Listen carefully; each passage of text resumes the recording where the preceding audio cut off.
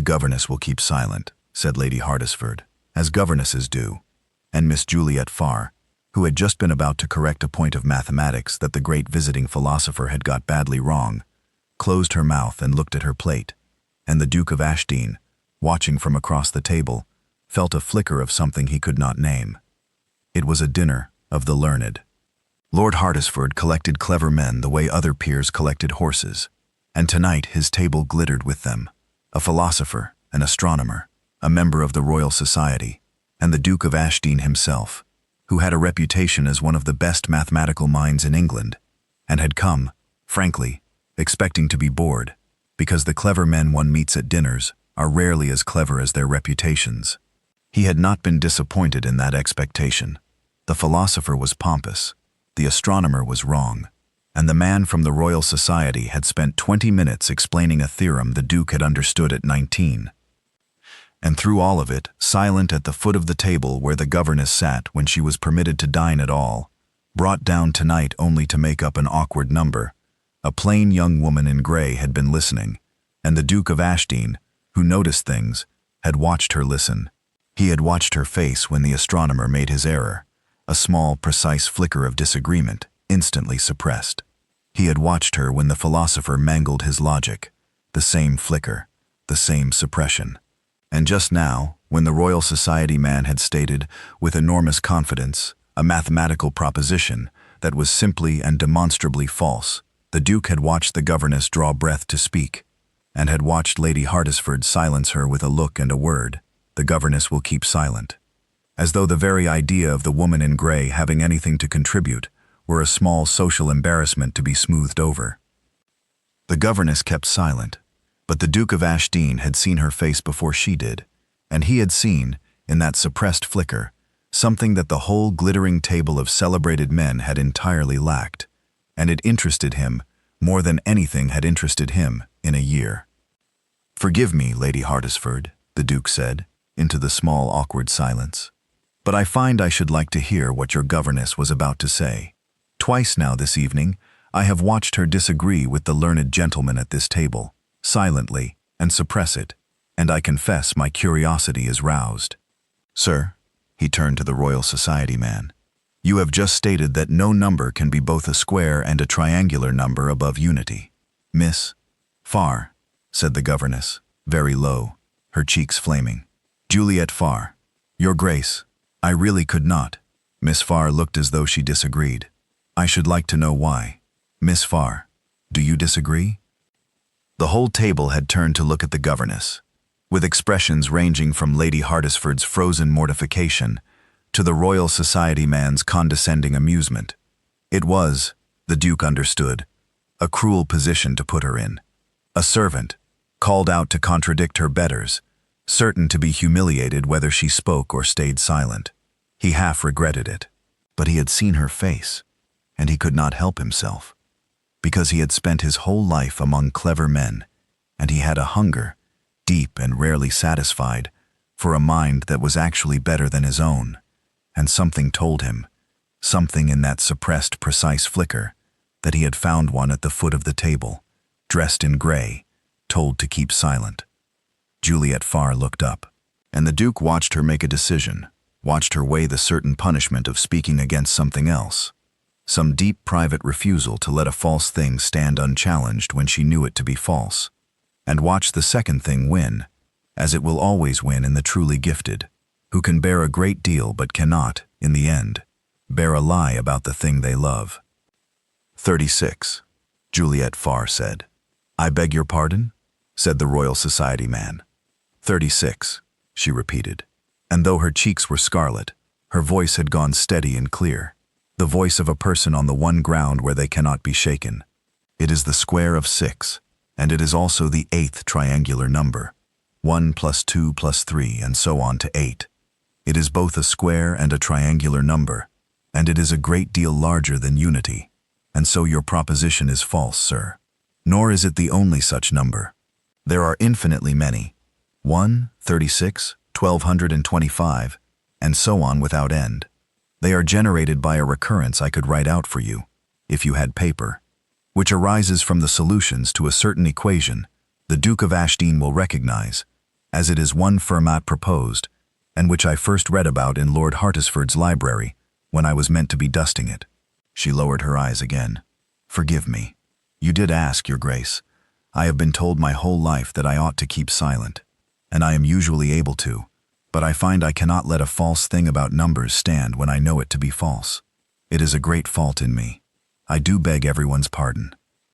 There was a silence at Lord Hartisford's table of a very particular quality. The Duke of Ashdean broke it. He had gone very still, and when he spoke, his voice had changed entirely, the boredom gone out of it, replaced by something sharp and alive.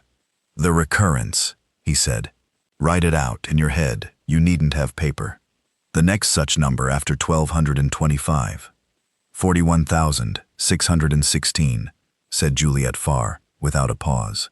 The square of 204, and the 288th triangular number. Shall I go on? They grow rather quickly.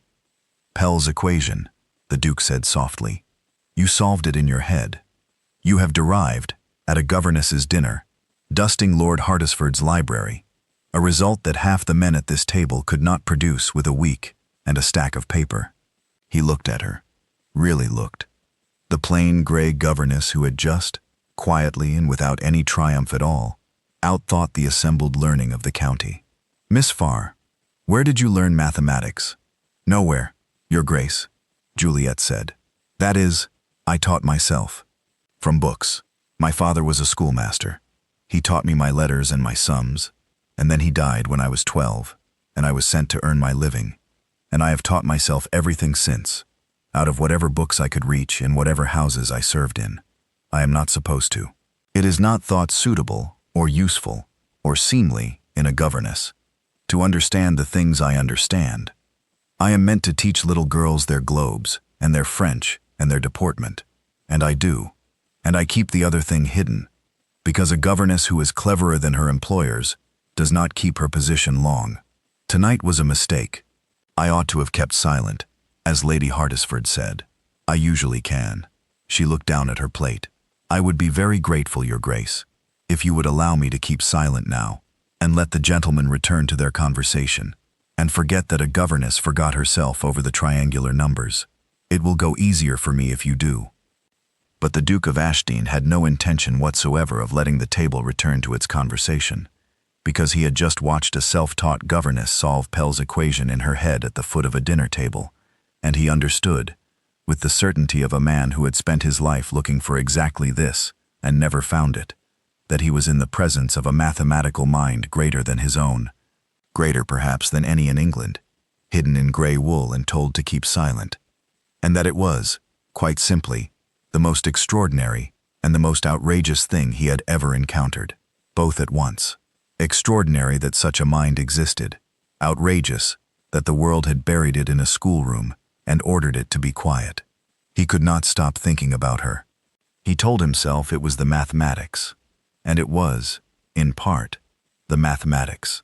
The Duke of Ashdean had corresponded with the finest mathematical minds in Europe, had attended the lectures and read the papers, and searched, his whole adult life, for a peer, someone who could go where he went, and further, someone who would not require everything explained. He had never found one.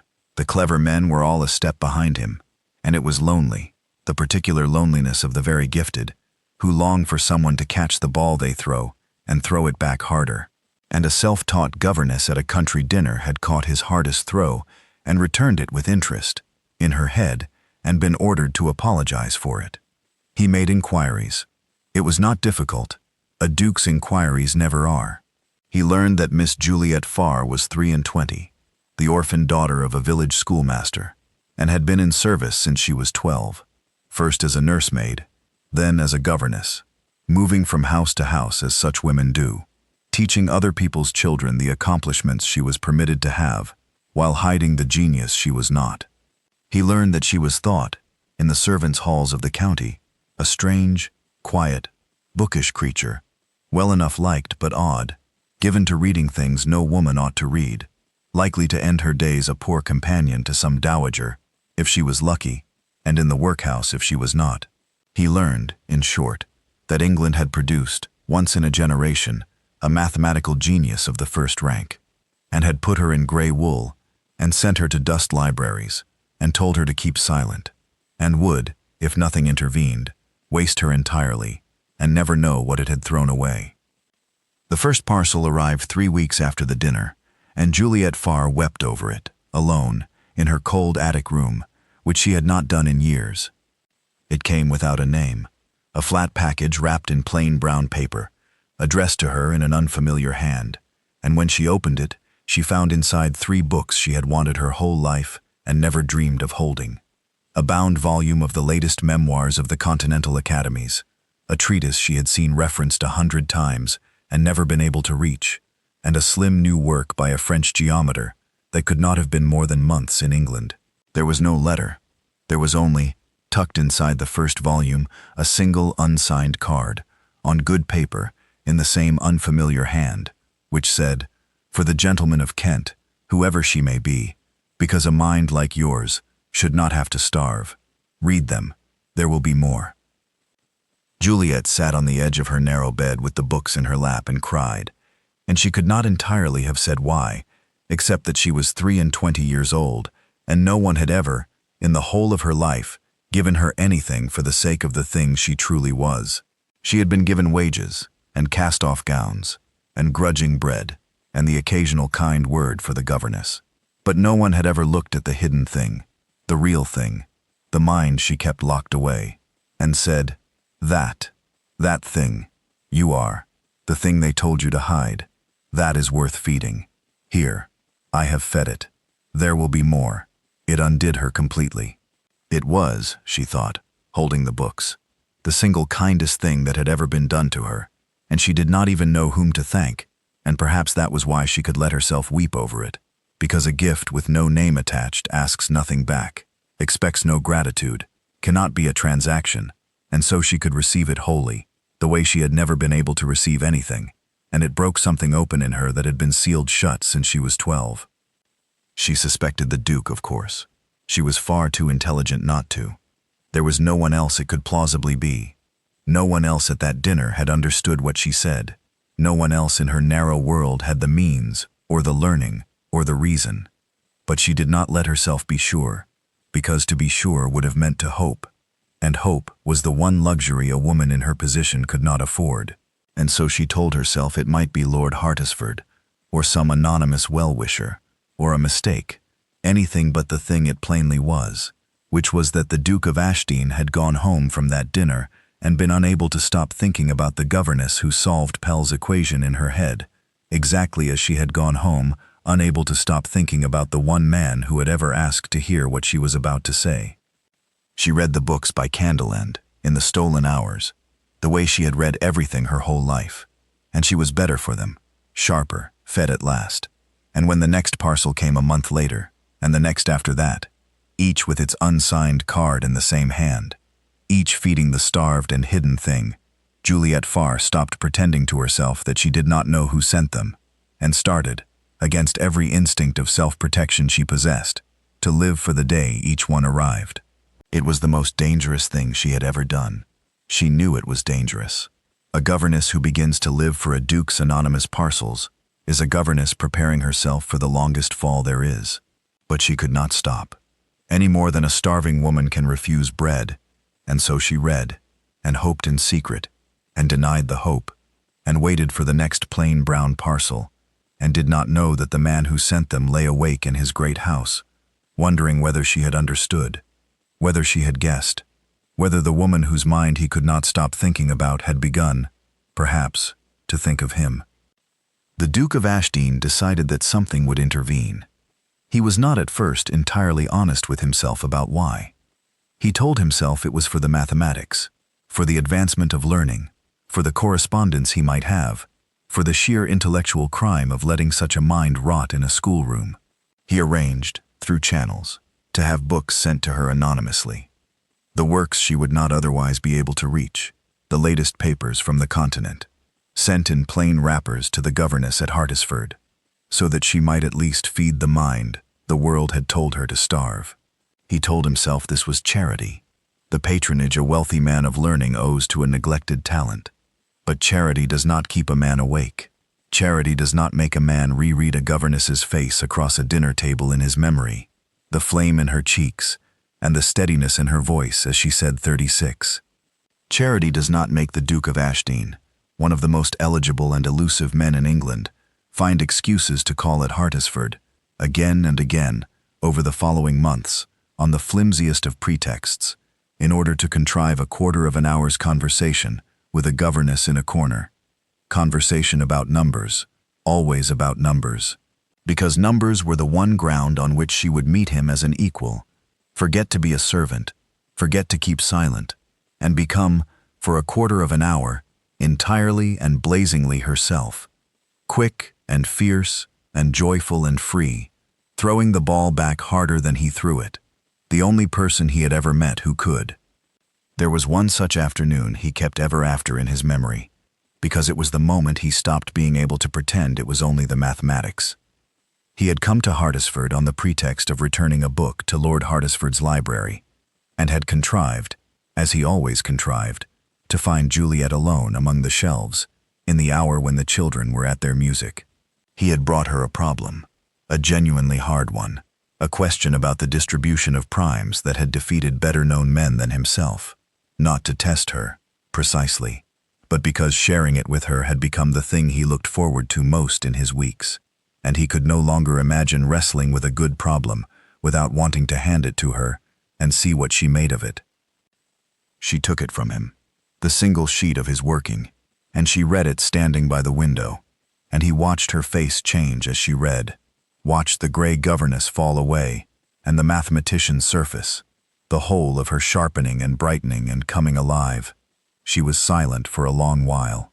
Then she took up a pencil, and turned his sheet over, and began to write on the back of it, fast, her lips moving slightly, entirely gone from the room, from Hartisford, from her whole gray life, gone into the country where she was free, and the Duke of Ashdean stood and watched her think, and forgot to breathe. "You have made an error here," she said at last, not unkindly, turning the sheet to show him, which is not really an error. It is a road that looks as though it must lead somewhere, and does not. I have walked down it myself, and had to walk back. But look, if you do not try to bound the thing directly, which cannot be done, but instead consider the differences, so, and then, the pencil flew. You see, it comes apart in your hands, and the answer falls out, and it is not the answer you expected, which is why it is a good problem. There. You were 3 steps from it. You would have had it by tomorrow. But it is prettier this way, do you not think? I do so love it when a hard thing turns out to have a pretty answer hidden inside. It feels like the world keeping a promise. The Duke looked at the sheet. She was right, of course. She was always right. And the solution was not only correct, but beautiful, elegant in a way his own labored approach had not been. And she had found it in a quarter of an hour, standing at a window, in the time she could steal between a lesson on the globes and a lesson on the pianoforte. But it was not the solution that undid him. It was her face, as she had done it. It was the words "the world keeps a promise," said by a woman to whom the world had kept almost no promises at all, and who had found, in the one country where the world was honest, in mathematics, where a true thing is true, whether you are a duke or a governess, where the theorem does not care what you are wearing, or what you are worth, the only justice she had ever been shown. She loved mathematics, he understood in that moment, not merely because she was gifted at it, but because it was the one place in her whole hard life where she was treated fairly, where being right was enough, where no Lady Hartisford could tell her to keep silent, because the numbers themselves would vindicate her regardless. It was her refuge and her home and her one true country, and she had been exiled from every other, and she stood in it now, at a window in a borrowed library, lit from within, more purely herself than the world had ever let her be, and the Duke of Ashdean understood that he did not merely admire this woman. He loved her. He loved her with a completeness that frightened him, and he loved most of all the thing the world had tried hardest to bury, the blaze of her, the joy of her, the way she came alive when she was permitted, for a quarter of an hour, to be exactly what she was. "Miss Farr," he said, and his voice was not quite steady, and she looked up, surprised by something in it.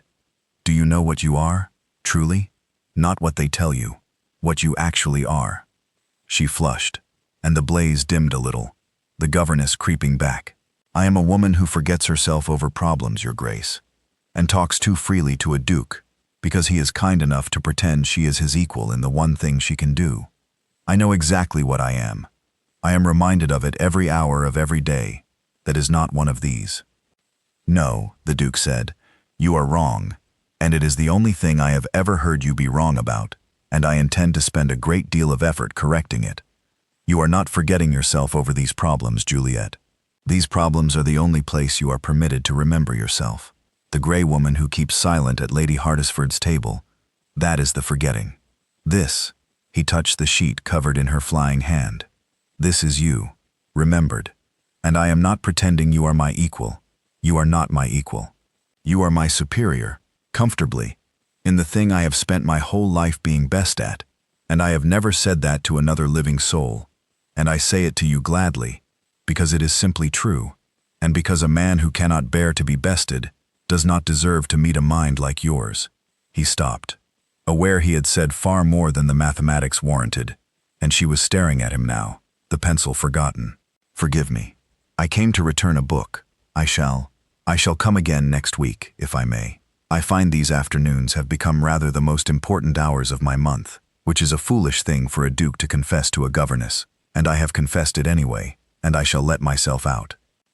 And he left her there by the window, with his solved problem in her hand, and an expression on her face she had not worn in years.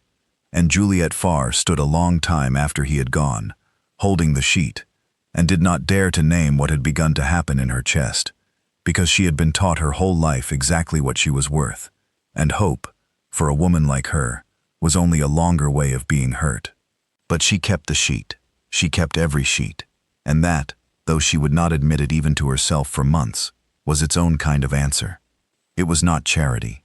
He knew it, in the end, could not pretend otherwise. He had fallen in love, not with a pretty face, not with an accomplished young lady, but with a mind, the rarest and most beautiful mind he had ever encountered, and with the woman it belonged to, who lit like a lamp when she was allowed to think out loud, and dimmed to gray obedience the moment the household reclaimed her. He had fallen in love with Juliet Farr's genius, and with her spirit, and with the injustice of her, the outrageous waste of her, and he wanted, more than he had ever wanted anything, to set her free, to take the mind the world had ordered to keep silent, and give it every book and every peer, and every platform in Europe, and let it speak, at last, as loudly as it deserved.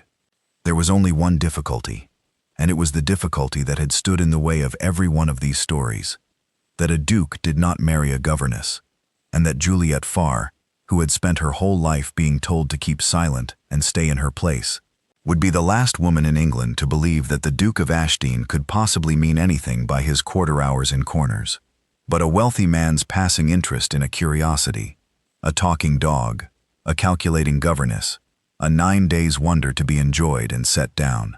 She had been taught her whole life exactly what she was worth to the world, and the lesson had been thorough, and the Duke of Ashdean was going to have to unteach it, which is the hardest thing in the world, harder by far than Pell's equation, and the only problem he had ever encountered that he did not know how to solve.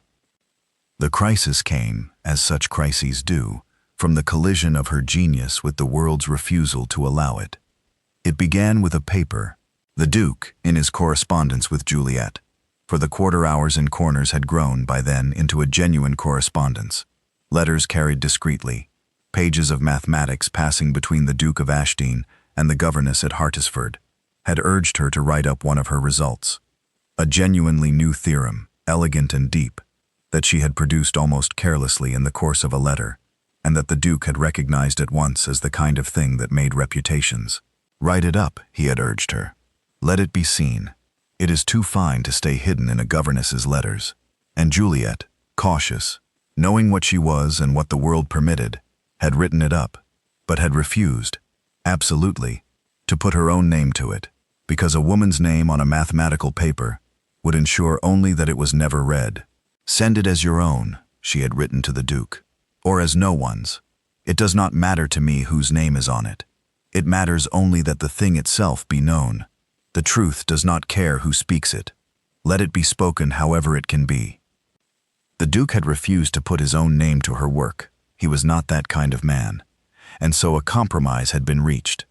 The paper was submitted to the Royal Society under a neutral pseudonym, a gentleman of Kent, with the Duke of Ashdean as the sponsoring member who vouched for its worth. And it had been read, and it had caused a considerable stir, because it was genuinely brilliant, and the learned world of London had spent the spring in pleasant speculation about the identity of the anonymous gentleman of Kent who had produced such an elegant result. And here the ugliness entered, in the person of the Royal Society man, the same one Juliet had corrected at Lord Hardisford's dinner, a vain and ambitious man named Dr. Pruitt, who had neither forgotten nor forgiven the humiliation of being contradicted by a governess, and who now saw, in the celebrated anonymous paper, an opportunity to advance himself. For Dr. Pruitt had, by ill chance, seen one of Juliet's letters, had glimpsed, on a visit to Hardisford, a page of her mathematics in her distinctive hand, and had recognized the style, and had put it together. The anonymous gentleman of Kent was no gentleman at all, but the insolent governess, and Dr. Pruitt understood at once that this was a thing he could use, not to expose her. Exposure would have given her the credit, to steal from her. He came to Hardisford. He found Juliet alone, and he made her an offer of exquisite cruelty, that he knew she was the author of the celebrated paper, that he was prepared to reveal it, which would ruin her, for a governess exposed as a secret bluestocking, corresponding privately with a duke, submitting papers under false names, would be dismissed without a character, and never employed again, her reputation gone in every sense. That she could quietly cede the work to him, allow him to claim the anonymous paper as his own, and the further results he knew she must have, in exchange for his silence, her genius, or her ruin. She could let him take the credit for her life's work, or she could watch him destroy her with it. He gave her a week to decide, and left her with the whole weight of it, confident, as such men are always confident, that a powerless woman faced with ruin would surrender. Juliet Farr did not tell the Duke. That was the thing that nearly undid everything. She did not tell him, because she had spent her whole life being powerless and alone, and she had never once had a champion, and it did not occur to her that she had one now, that the Duke of Ashdean, if he knew, would descend on Dr. Pruitt like the wrath of God. Instead, she did the thing a lifetime of being told to keep silent had trained her to do. She prepared to sacrifice herself quietly, to give Pruitt her work rather than be ruined, to let her genius be stolen and buried under a lesser man's name, because that was less frightening than fighting, and she had never been permitted to fight for anything, and did not know that she was allowed to. The Duke found out by accident, found her, 3 days later, white and hollow-eyed and strange, and pressed her, and she broke, and told him. And the Duke of Ashdean, who was the mildest of men over a mathematical disagreement, became, over this, something the county had never seen, cold and terrible and absolutely resolved. "You were going to give it to him," he said, not angry at her. She flinched, expecting anger, and there was none. "Your work, your name, everything. You were going to let that grasping little man take the whole of your genius and stamp his name on it, and be ruined into silence, and you were not even going to tell me. Juliet, why? Why would you not come to me?" "Because I have never had anyone to come to," Juliet said, and there it was, the whole of her life in one sentence. "I have been alone since I was 12, Your Grace. When the world has decided to take something from you, and you have no power and no name and no protector, you do not fight. You cannot fight. There is nothing to fight with. You only decide which loss you can survive. And I decided I could survive losing the credit better than losing my position and my character both. I did not come to you because it did not occur to me that I could. You are a duke. I am a governess. I have corresponded with you about mathematics because mathematics is a country where I forget, for a quarter of an hour at a time, what I am, but I have never once forgotten it for longer than that. And I did not imagine that a duke's interest in a governess's theorems extended to fighting her sordid little battles for her. Why would it? You have your books and your correspondence. I am a curiosity you have been kind to. That is not nothing. It has been the brightest thing in my gray life, truly. But it is not a thing I would presume to draw upon to make war on a member of the Royal Society.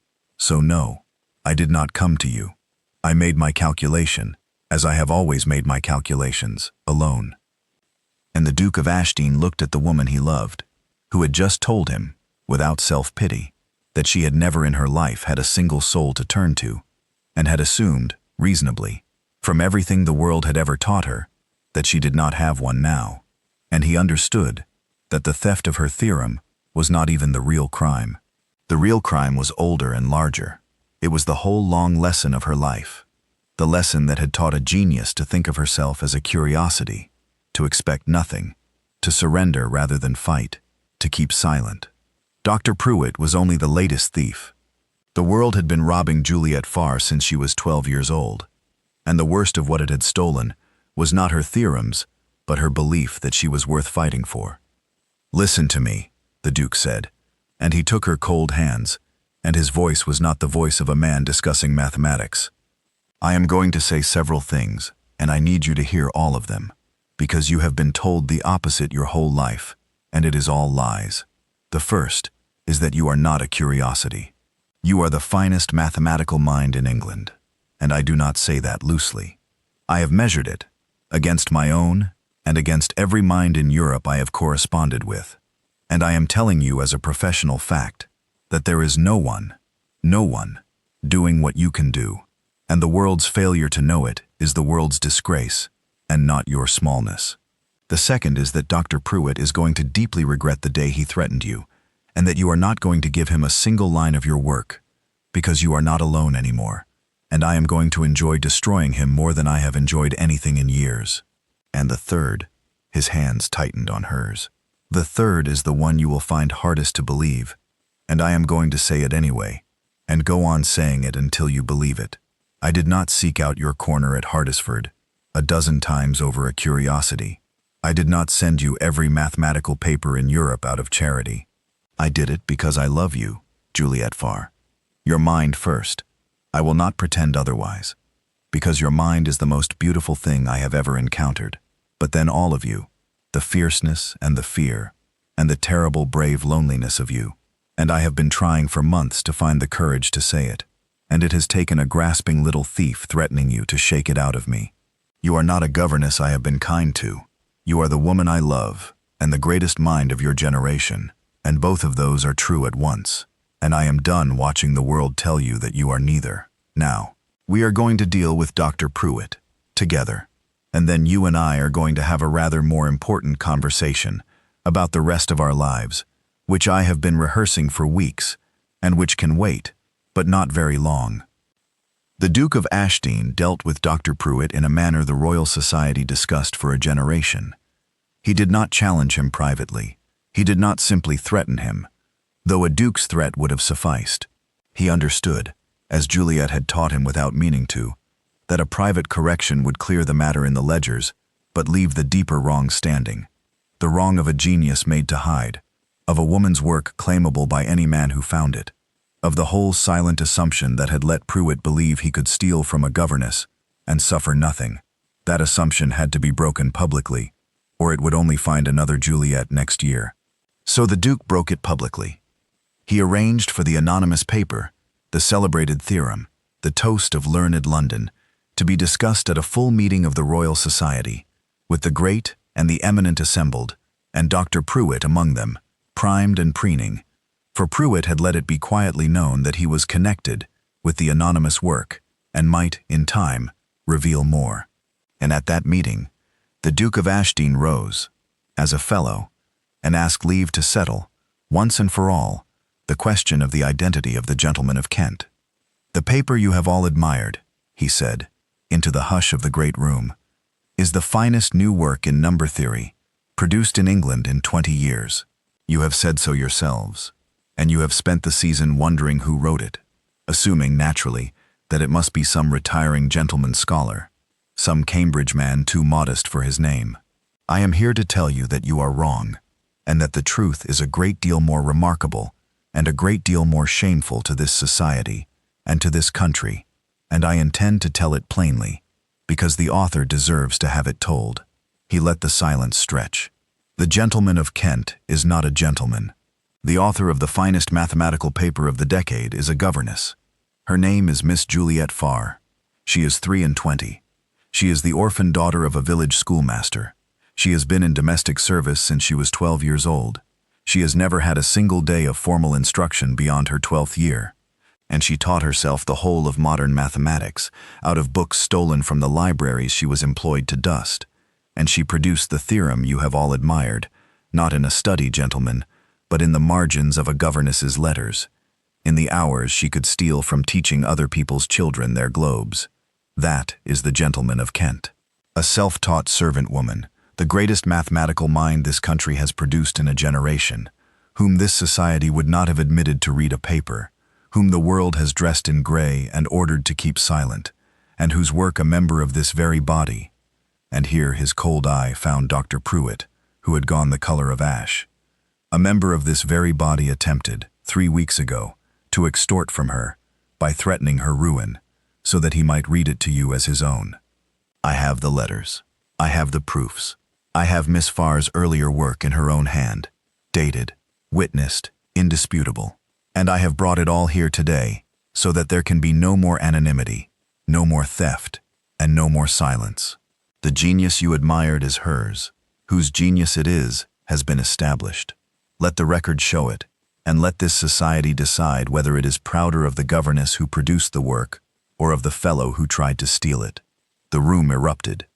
Dr. Pruitt attempted to speak and was shouted down, and left the meeting a ruined man, for the Royal Society, whatever its faults, did not forgive one of its own for trying to rob a self-taught orphan of her life's work.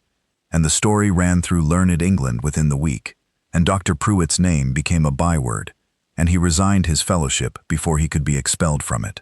He had reached, like all the thieves and cruel ones in these tales, for the thing that would destroy his victim, and he had, like all of them, only destroyed himself, and handed his victim the thing she could never have won alone, the whole world's attention, turned at last upon a genius it had been too blind to see. Because that was the true consequence of the Duke's public reckoning, not merely Pruitt's ruin, but Juliet's revelation, whose genius it was had been established, loudly, before the most eminent body in England, and it could not be unestablished. The learned world, having been told in the most dramatic possible terms that a mathematical genius of the first rank had been hiding in a governess's gray wool, discovered that it very much wanted to meet her. Invitations came. Correspondents wrote. The real ones, the great ones, the minds she had read and never dreamed of speaking to, now writing to her as a peer. A journal asked her, formally, under her own name, for another paper. The world that had ordered Juliet Farr to keep silent had been comprehensively informed, by a duke who loved her, that it had been catastrophically wrong to do so. And the world, which is a great fool, but not, in the end, an incurable one, began, sheepishly, to listen. And in the middle of it, on a quiet afternoon after the storm had broken, the Duke of Ashdean had the more important conversation he had promised. He found her in the library at Hardisford. She was still, absurdly, a governess at Hardisford, though Lady Hardisford now regarded her employee with the terrified awe of a woman who has discovered she has been giving orders to a celebrity, and she was surrounded by letters, the letters of the great mathematicians of Europe, and she looked up at him with an expression he had never seen on her face before. Not the gray obedience, not the quarter-hour blaze quickly hidden, but something steadier and more astonished, the look of a person who is being, for the first time in her life, permitted to be herself out loud, and is not yet certain she is allowed to believe it. You did this, she said, all of it. You stood up in the Royal Society and told them whose genius it was. You could have let Pruitt be ruined quietly. You could have cleared it in a letter. Instead, you stood up in front of all of them and made them see me. Why, Your Grace? Truly, not for the mathematics. You could have had the mathematics without any of this. Why did you make them see me? Because being seen, the Duke said, is the thing you were owed, and had been denied your whole life, and it was in my power to give it, and I found I could not rest until I had. But that is not the whole answer. and you asked for the whole answer, and I promised you the whole truth always." He crossed the room and gravely went down on one knee beside her chair, among the letters of the great mathematicians of Europe. "I made them see you, because I could not bear that the woman I love should spend one more day believing herself a curiosity to be kept silent. I told you weeks ago, in your distress, that I loved you, and you were too frightened and too besieged to answer it. And I have not pressed you since, because I wanted you to hear it in peace and not in crisis. Now the crisis is past. Pruitt is ruined, your name is made, the whole of learned Europe is writing to you, and you no longer need anything from me at all, which is exactly why I may finally ask you properly, with nothing hanging on your answer, no rescue in it, no bargain, no debt. Juliet Farr, I have loved your mind since you said 36 at a dinner table, and outthought all of England, and I have loved the rest of you since not long after, and I want to spend the whole of my life throwing you the hardest problems I can find, and watching you throw them back harder, and giving you every book and every platform and every peer in Europe, and being married to the greatest mathematician of the age, who happens also to be the bravest and most beautiful soul I have ever met. Marry me, not to be rescued. You have rescued yourself, and I only opened the door. Marry me, because I love you, and because I think, I hope, that somewhere in a year of corners and letters, you may have come to." "I have," Juliet said. Her eyes were streaming, and she was smiling, the whole gray obedience gone, the blaze uncovered at last, and permitted to stay. "Of course I have. Do you imagine a woman who has been alone since she was 12 does not know precisely the worth of the one person who ever crossed a room to hear what she was about to say? I fell in love with you at that dinner too, Your Grace. Not when you praised me, but when you asked. No one had ever asked. Lady Hardisford said the governess would keep silent, and you said you should like to hear what she was about to say, and I think I was yours from that sentence, though I never dared to think it might be returned, because dukes do not marry governesses, and I had been taught my whole life exactly what I was worth." She took his face in her ink-stained hands. "But you keep telling me the world was wrong about what I am worth, and you stood up in the Royal Society and proved it. So I find I am beginning to believe you.